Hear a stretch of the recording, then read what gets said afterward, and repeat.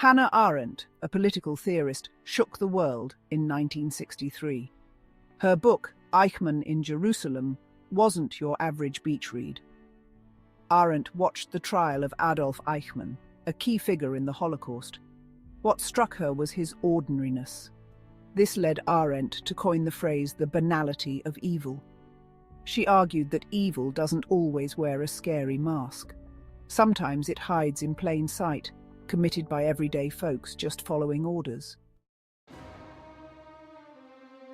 Stanley Milgram, a name synonymous with ethical debates and shocking experiments, was deeply troubled by the Holocaust.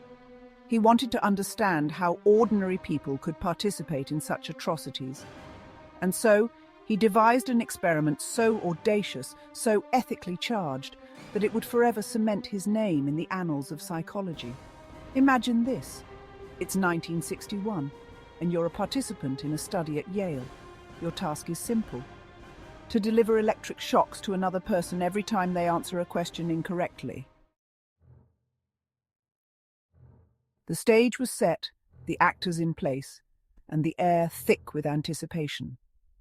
Milgram's experiment, a stark examination of obedience, was ready to begin.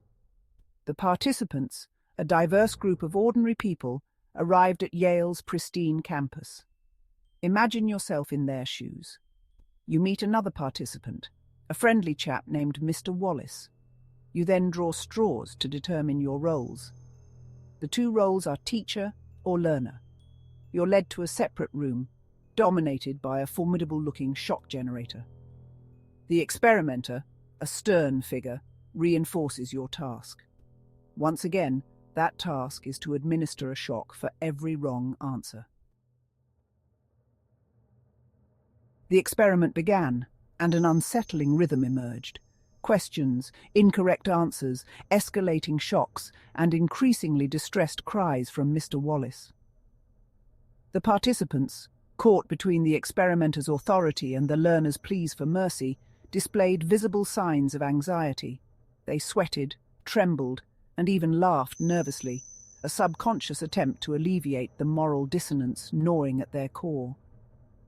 Milgram and his team watched, eyes glued to the one-way mirror, as the participants grappled with their consciences. Would they defy the experimenter and refuse to continue? Or would they succumb to the pressure of authority and deliver potentially lethal shocks?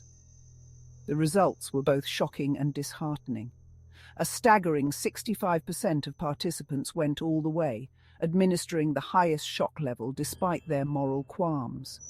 These weren't hardened criminals or sadists, but ordinary people like you and me, capable of inflicting pain simply because an authority figure instructed them to do so. The banality of evil confirmed in a lab.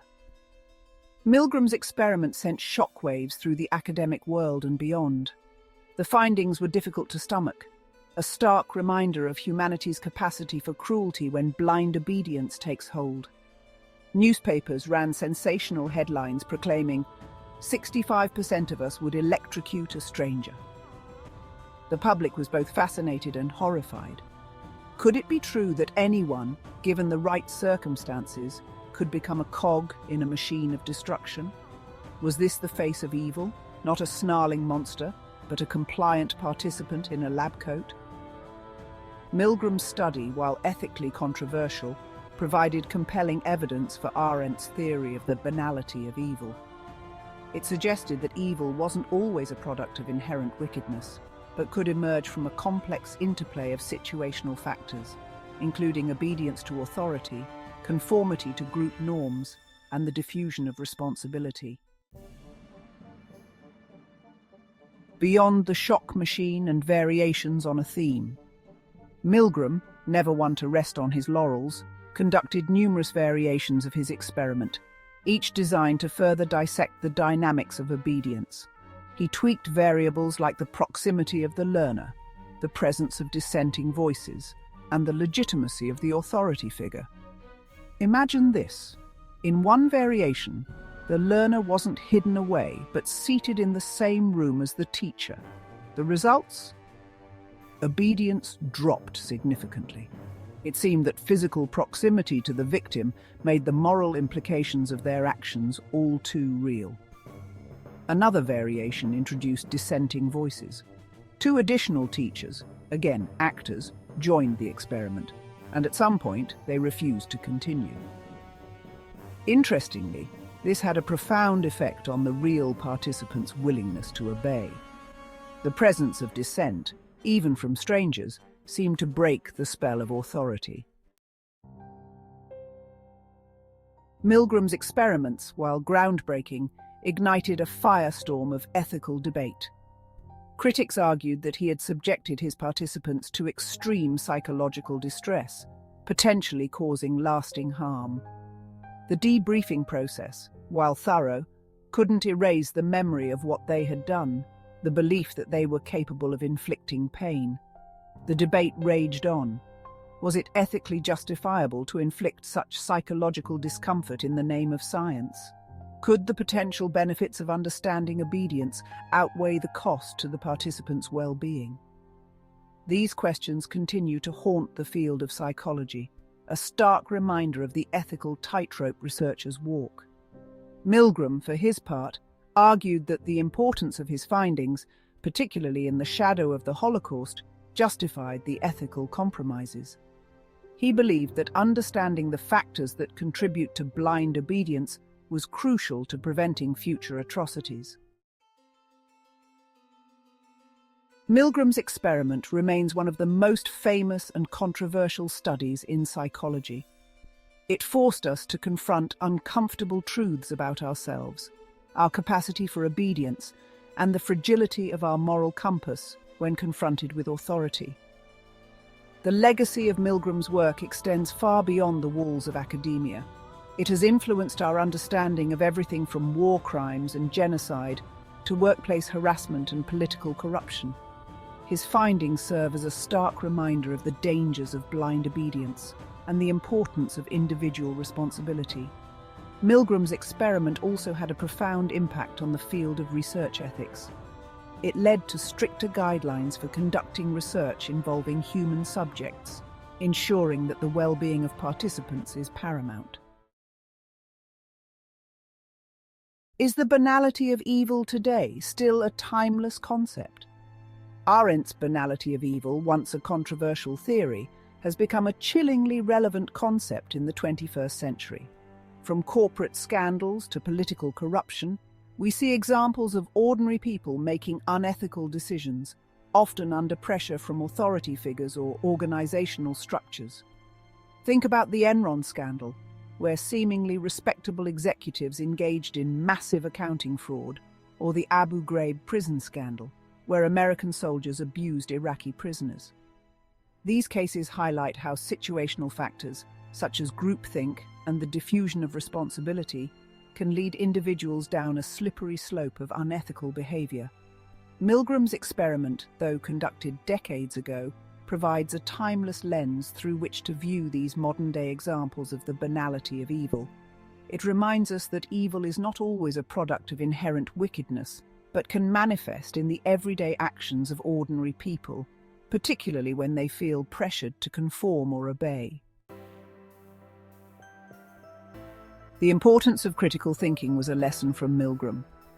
Milgram's experiment underscores the importance of critical thinking and moral autonomy.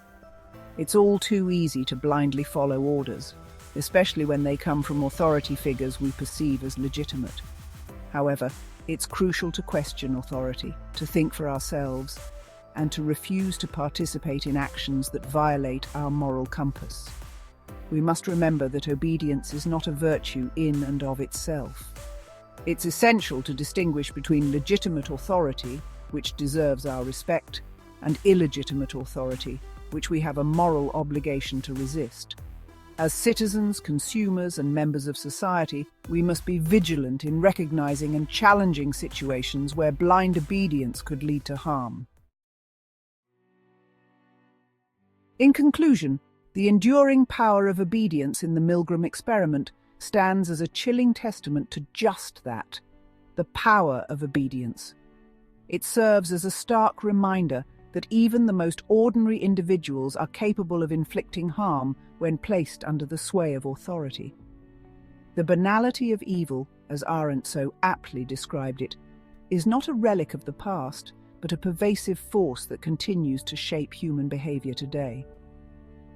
Milgram's work has left an indelible mark on our understanding of human nature.